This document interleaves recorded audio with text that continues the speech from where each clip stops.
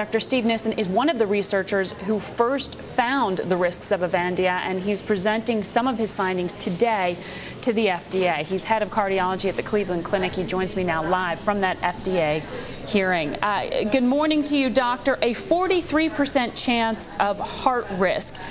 How is it that this ended up on the market? Well, I think the FDA made a mistake. They missed a lot of early signals. Avandia, in comparison to Actos, the other drug in the class, raises LDL, the bad cholesterol, raises triglycerides, and so it has a much less favorable pattern of response. And the FDA didn't pay attention to that, and I think the result is the genie got out of the bottle, and we've been trying to put it back in ever since. Now, the FDA commissioner has asked for members to have a quote-unquote open mind about this. I understand there is a difference of opinion out there about just the level of risk carried by the drug. In your professional opinion, is there any way that this drug should remain on the market? Look, we have a very safe alternative. This drug has no unique benefits. It really ought to get off the market as soon as possible. The difficulty is that the people that approved this drug in the first place at the FDA are digging their heels in about whether to remove the drug. It's just very difficult for them to see this objectively. The safety officials inside the FDA want the drug off the market as soon as possible.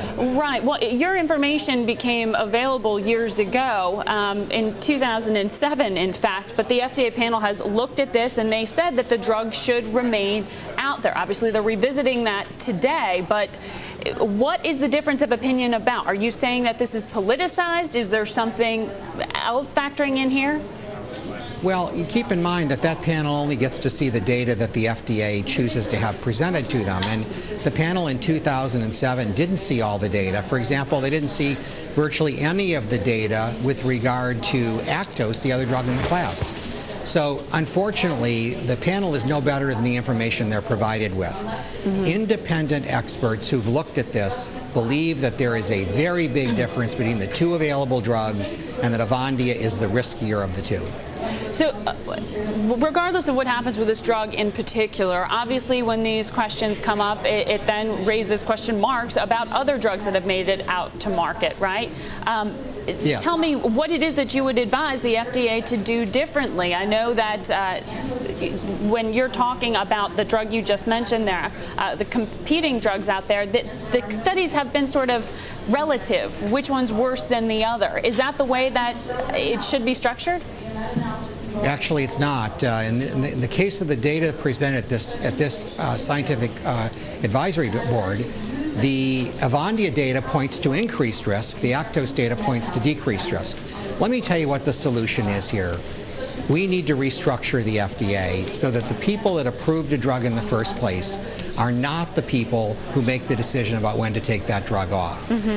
There's a bill introduced by Congresswoman Rosie DeLauro that would do exactly that, create a post-marketing safety division for the FDA and give them authority to act. If that had happened in 2007, we wouldn't have this Avandia debate anymore. The drug would be gone.